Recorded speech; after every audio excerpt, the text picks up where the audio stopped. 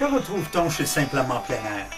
Que du plein air, de la course à pied aux expéditions dans le Grand Nord, des entrevues exclusives, des reportages, des concours et surtout du plaisir à la Simplement Plein Air. Pour plus d'informations, suivez-nous sur notre page Facebook à Simplement Plein Air, Simply Outdoors, ou sur notre blog à guymartin.org. C'est un rendez-vous. Welcome to Simply Outdoors. My name is Guy Martin. My guest today, Jim Baird. Jim is an adventurer, videographer, writer, and a photographer. His previous roles include extensive work with a map company as well as guiding and prospecting.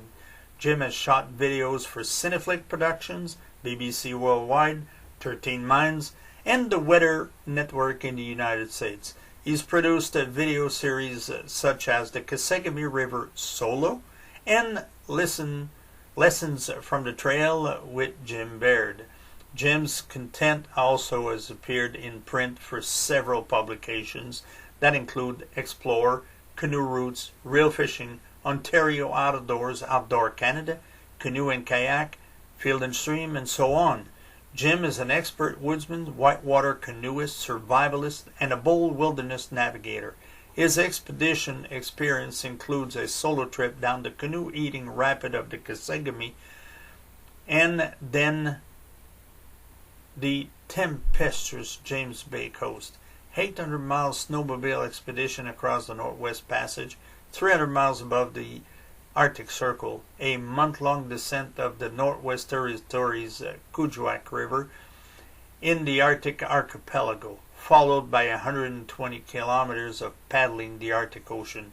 He's also completed a 33-day canoe expedition via 4 rivers, including the Adeltalk in northern Quebec and Labrador.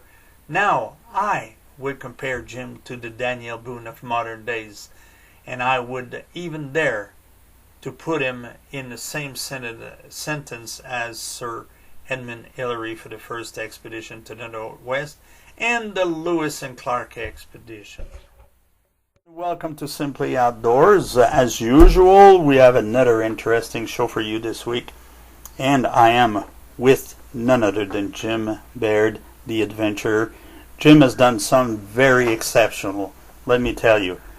Ungava Peninsula, Jim, welcome aboard.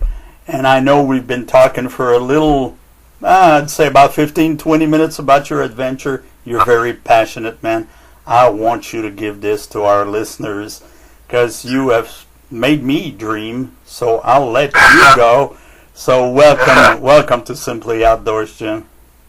Great, thanks, Guy. Good to be here. And less than 2 weeks ago, I returned home from, what might have been my most harrowing adventure. I've done a lot of extreme canoe expeditions and even the skidoo trips in the Western Arctic before, but I'd never really, and a lot of winter camping trips where I'm hauling toboggan, snowshoeing, but I've never done an Arctic winter trip above the tree line, and I thought, wouldn't it be cool to cross, wouldn't it be cool to go to Nunavik, which is a really neat part of northern Quebec, and wouldn't it be cool to cross Nunavuk's Ungava Peninsula? And part of it for me was meeting some of the local people and communities and following a traditional Inuit route, at least part of one on the Pavungnatuk River, as well as seeing the globally significant Pingwallowit crater, which is just this, basically the coolest hole in the world. It's a massive meteor impact site, 1.5 million years old. It has what is arguably the purest water in the world. It might be the second purest. The crater is over 400 meters deep, so 50 meters less than the CN Tower, if you could imagine that. And it is pretty much just rises up out of more or less flat landscape. Pingwallowit actually means pimple in Inuktitut because it just kind of pops out of the flat landscape like a pimple does. So I wanted to see that, and I also kind of was doing a little research, and I saw, nobody's really crossed the Ungava Peninsula since I think 1902 in the winter. People do it in the summer, and maybe in the winter by snowmobile. It's probably been done, but not self-propelled. And I couldn't find anybody that's done this route from Hudson Strait to Hudson's Bay. So I thought, hey, this might be something. I might see a few things nobody's seen. And And so I said, let's go for it. Let's walk 350 kilometers, and let's see if I can do this, and bring my dog along with me, Buck, who happens to be a hell of a sled dog. At the end of March, next thing you knew, I was up in the Arctic. And just as for our listeners' sake, there, the time of the year. Why did you choose that time? Because isn't it the time where you get a lot of storms in and everything up there? Yeah, I guess so. That's a good question. Maybe it wasn't the best choice. Maybe is the answer. No? No, I think that it is a fairly good choice because you do get storms, because especially this year, because they had a bit of a warmer winter and they had that warm air pushing in and colliding. The beginning of my trip was very, very cold. Day 2, I had minus 35 with 90-kilometer-an-hour winds and dumping snow like a raging blizzard, and the cold up there really, really hurt your face. By the end of the trip, I was running into slush on the lakes, and some of the ridge tops, the snow had melted, and I had to drag over boulders and rocks. So I was right on the cusp of winter to spring. And the reason I chose that time of year is because you get blizzards, but the weather is a bit warmer, and you get more daylight, which is more conducive to traveling. You don't have to travel at nighttime, and it is all in all, it is a bit warmer. So yeah, I guess that's why I chose to do it. Otherwise, more cold, more darkness. I figured I could do without that. Yeah, true. And we were talking about, there's no convenience stores around. You were saying you were talking about Buck and everything, but you're trekking across there. What goes through your mind while you're walking every day? You're alone. I mean, Buck is a nice dog, but you're alone. Yeah, he is a dog. I found myself kind of almost talking to him like he's a person, sort of like Tom Hanks talked to that volleyball in Castaway, Yeah, exactly. But yeah, I guess what was going through my head is, am I going to make it? Am I running out of food? Is my food supply going to run out? Am I going to run out of fuel? What next in my gear? What's going to break? How am I going to fix it? If this starts to look like it's breaking, am I going to fix this? Maybe I'm going to fish today. Maybe I should try fishing tomorrow. Fishing takes a very long time. Ice is 7 feet thick. I have an 8-foot-long chisel. It takes me about 2 hours and 50 minutes to get through it. Maybe I'll see a ptarmigan to hunt, that kind of thing. Am I going to die is another thing that pops into my head every once in a while, because of the blizzards. And day 2, I don't know if you're going to be able to put this on your radio, but Buck's penis actually had frostbite on day 2. In that big blizzard I told you about, and it was pitch black. It was stinging wind. I sweat too much because I'm hauling all this stuff, and people think that the Arctic is flat a lot of the time. Well, I'm talking about 2,000-foot mountains, and there's me trying to make it up mountain, sweating, pitch black, with my dog's penis in my hand as it's freezing, and I have to warm it up because it's turning black. And now I have to try to build a snow block wall to block the wind because I'm trying to put my tent up and it keeps blowing away and blowing away. And finally, using a snow knife, I managed to build a really sturdy snow block wall, which my dog could get some shelter behind. Buck is a husky Malamute. He's built for this kind of stuff. I mean, they don't sweat like we do. They don't have the same kind of issues, but he was getting frostbite. I got it in my fingers. Luckily not in my, but anyway, so finally behind the snow block wall, it blocked the wind enough that I managed to get my tent up. I have it's a snow tracker. I don't know if you're familiar with that, but yep. It's a canvas tent with poles, and I managed to get that up. And then day 3, I was like, it took a lot of guts to just keep going. Day 3, when I was in Kangaksujo, they told me, the last guy that tried to do this, Jim, he was evacuated in 3 days. He got lost. We had to come and save him. And here was day 3, and I'm like, man, I understand where that guy's coming from, anyways, I just sucked it up. I said, you know what? If I could survive that, what could get much worse than that? And I was right. I learned that the next blizzards after that maybe weren't quite as intense, and I learned how to survive better. But that night, it took me 6 hours from when I stopped before I managed to build my wall, thaw out my dog's penis, and set my tent up. Oh, I'd say, and I saw your map there on the on your Facebook page, and I saw where you had your GPS and just marked your way all along. I guess that would be some that you had in the back of your mind.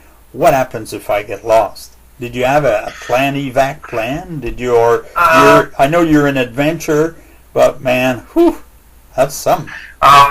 I think that I was marking that GPS with it. It's like it's kind of like a spot. It's different than a spot. It's called an inReach, and okay. It's a satellite communications device. So I do have so I do have a sat communications device where it's like a PLB or personal locator beacon.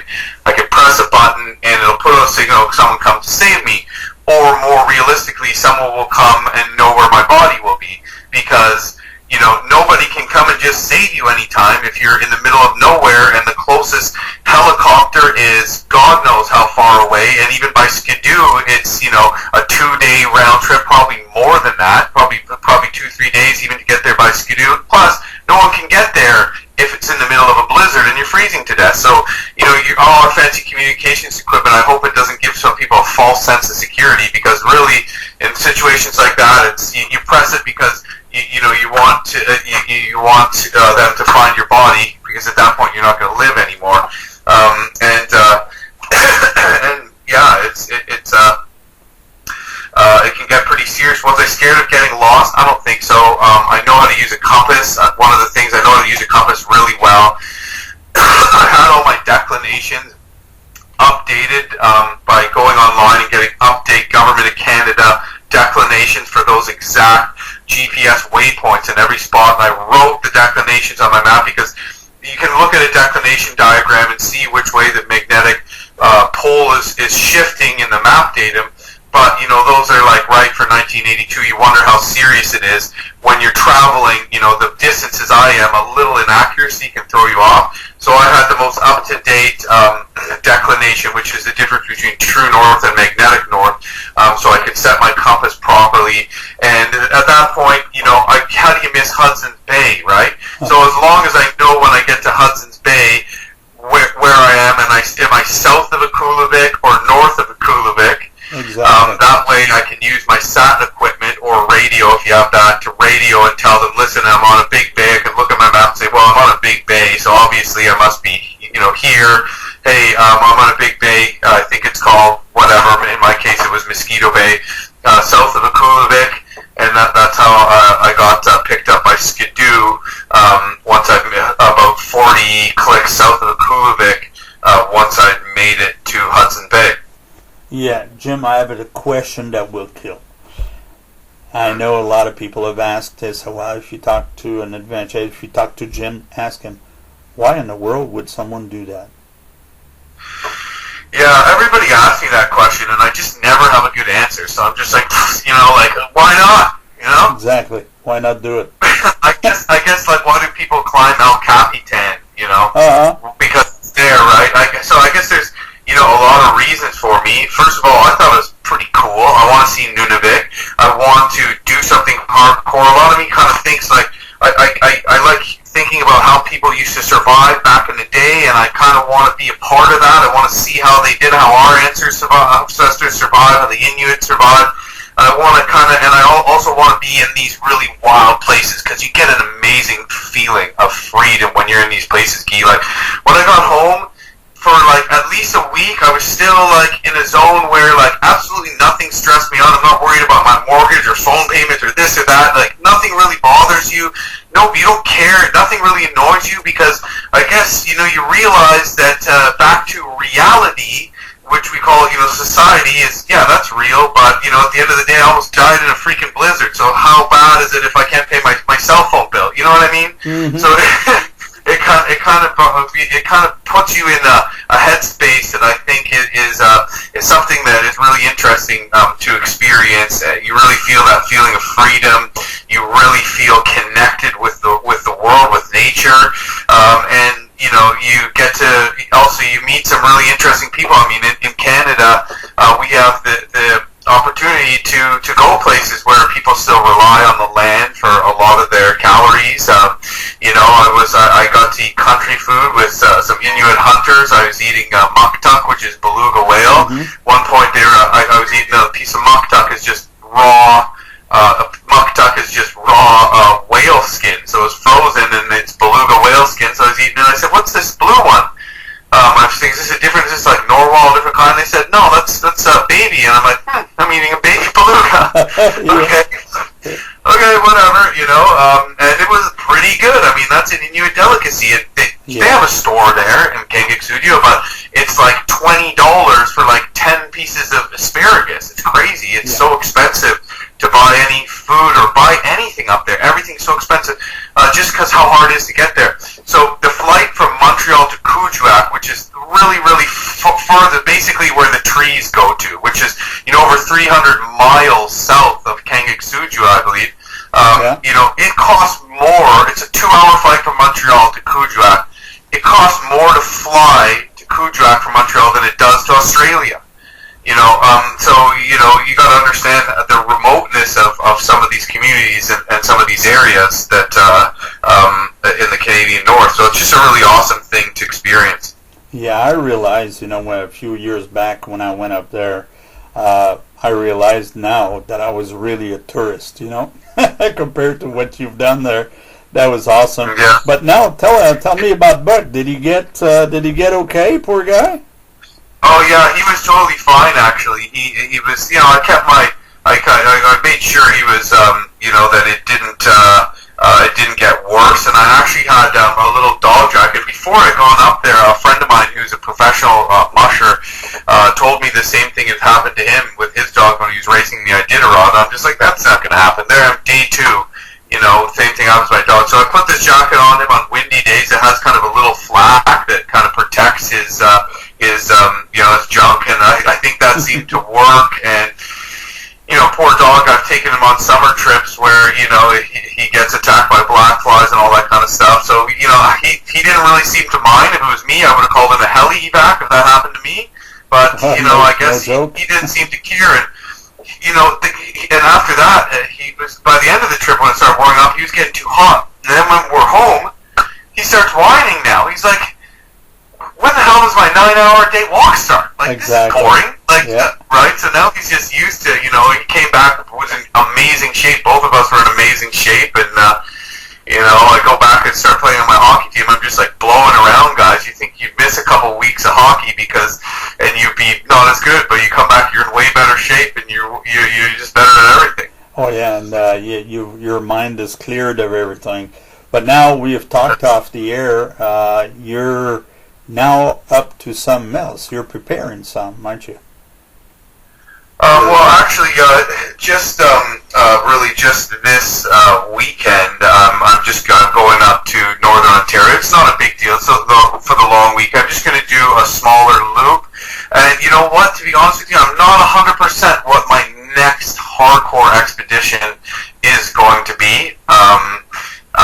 I have a few ideas. I want to do something by canoe. I probably might do something which is still, very remote and exciting, but not like paddling the Ngama Peninsula. Something that more, normally minded people can do is the Blood Vein River, which is in northwestern Ontario. It starts in Woodland Caribou Provincial Park and flows into Lake Winnipeg.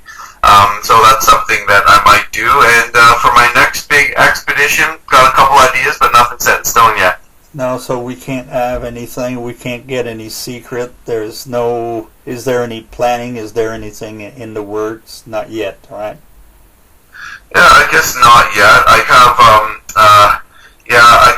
I got so many places I want to go, so many trips I want to do, and it's just a matter of bringing all the things together that need to come together to make them happen. And another thing I'm trying to do now is actually do this, which I am doing, I've been successful doing, is actually doing this as my job, as a way to pay my bills, and working with different magazines and helping build gear brands, helping promote them and things like that. And I've been able to fund my expeditions and actually, afford to go to a restaurant every year once in a while. So, it's been going okay, but a lot of things need to come together to make these things work, especially, who can take, a month off work? I think I was 6 weeks in the north, 36 days on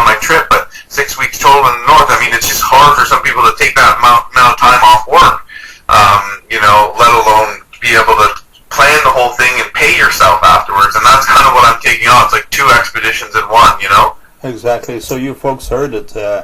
If you want Jim to lecture, I mean, you're available, Jim. I want you to give us all your coordinates everywhere where we, Facebook, everything where we can reach you, because I'm pretty sure that, it's so interesting, and it's not the last time we got you on the show. You know that we're caressing CBC. You know that there's Sean FM coming. So I want to get you out there on the radio, and give us your all of your addresses where we can reach you, and because there's a lot of folks out there listening, and I mean, don't be afraid of inviting Jim. You'll see that you're going to have a real good time, because we've been together now for about the best of an hour, and we've been talking about the Ungava Peninsula adventure with Jim. And I mean, it's nothing. There's so much that you have done prior to this that you can talk about. And, motivational wise, I mean, there's a lot of doors openings right now, even in businesses, I mean, I have been giving talks in, businesses and all over the place. And, when you talk to a guy like Jim, this is where, you get so, like you were saying, Jim, and there's so much that needs to be said about, getting out there, getting in the outdoors, I mean, maybe not to the extent of Jim, a lot of people will say, well, no, I'd never do that. You don't need to do that. I mean, and I'm pretty sure, Jim, in your future, I don't know if you have ever taken people, into adventures, or you've always done it by yourself, but there's always possibilities of telling people what to do, or guiding people on where they need to go, what they need to do in order to better prepare and all that. Yeah, and in order to not be scared and enjoy their time, I mean, being prepared, doing your research, not being too cocky, not thinking that you know everything, listening to people, and thinking of all the things that might go wrong, and then coming up with creative things to make sure that if they do go wrong, you're going to be okay. I mean, that's all a part of it. And then just learning things. Force yourself to learn how to use a compass, to learn how to use a map. And you know what? It's pretty confidence building when you do learn it at the end. One thing, Guy, that I think I definitely should share, by the way, is probably because I'm kind of getting hungry a little bit now. Got to get some LBs back on after all the weight I lost out there. Exactly. Is what I did with early on in the trip when I was still very close to Kangaksuja, is I was lucky enough to go under the sea ice to harvest mussels. And the communities on Hudson Strait is the only place in the world where people actually venture under the sea ice at low tide to get food. Now, Ungava Bay, I don't know if you know this, everybody thinks Bay of Fundy has the biggest tides in the world, but fairly recently they've decided it's a tie, that Ungava Bay and Bay of Fundy have the equal size tides, and Hudson Strait is massive too. So at low tide, all the ice is very thick. I mean, you walk on the ice, no problem, and all the ice that if the ocean freezes, and all the ice that's close to shore just kind of crumples down and almost sits on the ocean floor at high tide. So if you pick the right spot, you can chisel under the ice and climb in, and there'll be all these cool ice caves, and there's like this glowing blue light that shines through, shimmers in the tidal pools, and a dry space under there where you can walk around. It's like every walk you reach under, you're just grabbing handfuls of mussels, and oh my God, are they ever delicious too. So that was like one of the cool experiences. Definitely not something I did by myself. I went with a guy named Lucasy, who's an elder who's been doing this for years, because if you're not smart about it, what will happen is that the tide will start coming in, it'll plug the hole that you chiseled as the water slowly fills up the cave, and you die, pretty quick. So luckily I didn't die, obviously I wouldn't be doing this, but that was just such an experience to something so cool to do while I was in the community there. So I mean, that's something that probably anybody could do. You don't need to be an adventurer. You go up there, you say, hey, you want to go under the sea ice? And someone says, yeah, I'm going. And next thing you know, there you are. So all kinds of opportunities for adventure and learning, etc. up there. Yeah, I had the chance. I didn't go under though, but I had the chance back a few years back. Let's put it this way. I had the chance to be with some Inuits there up there when I was working for Kitsavik, and I've seen that done. And let me tell you, there was no way for me to go underneath though. No, I stayed up top. We were just hauling buckets, and that was so neat though. I mean, when you're talking about good mussels, I mean, they're the best in the world because they're right there. They're fresh. Boy, I mean, we were just hauling them up, but I was scared to death. They wanted me to go down. I said, no way. No. Yeah. Well, yeah, we were with a fair amount of people, and I knew the guy we were with knew what he's doing, and I think I think by the time we were out, we could have stayed under even longer. So,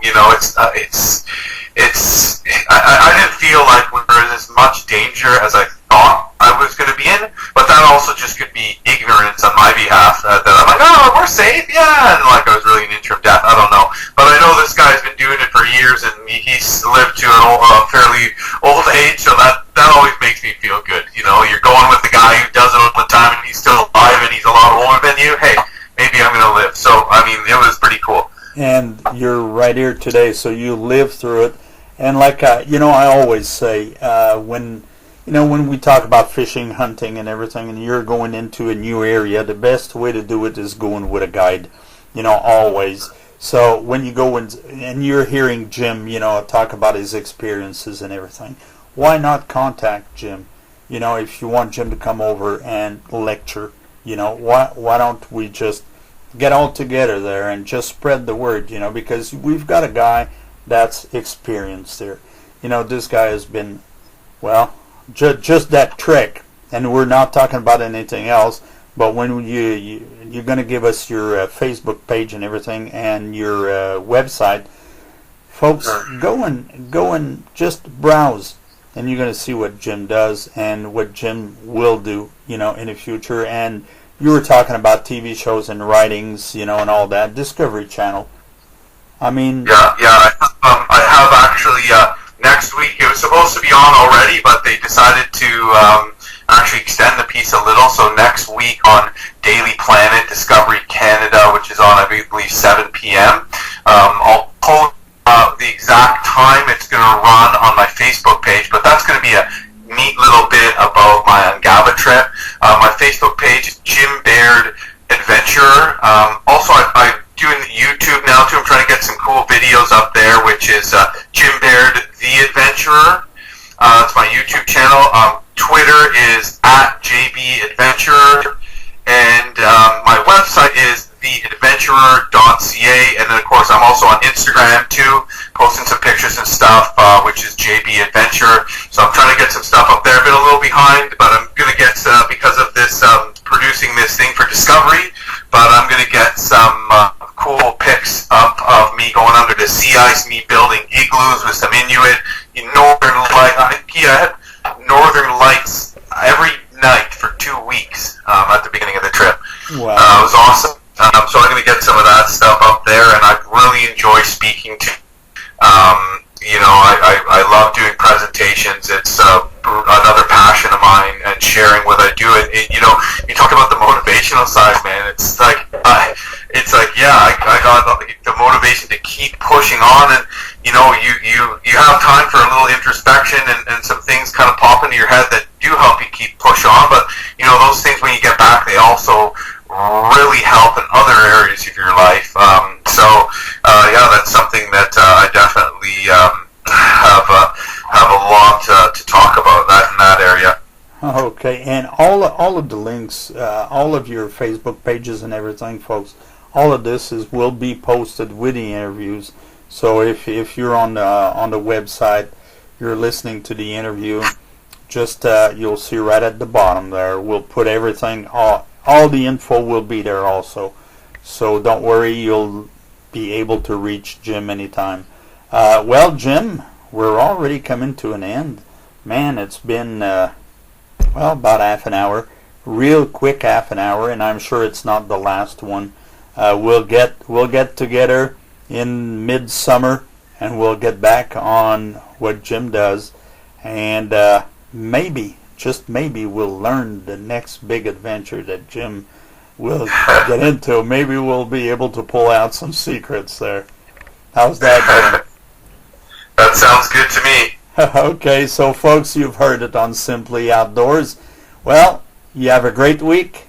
You just had another great show with Jim, and all of his info will be at the bottom of the page. So please get in, get on, and let's get outside. Simply Outdoors. See you, folks. Que retrouve-t-on chez Simplement Plein Air? Que du plein air, de la course à pied aux expéditions dans le Grand Nord, des entrevues exclusives, des reportages, des concours et surtout du plaisir à la Simplement Plein Air. Pour plus d'informations, suivez-nous sur notre page Facebook à Simplement Plein Air, Simply Outdoors, ou sur notre blog à guymartin.org. C'est un rendez-vous.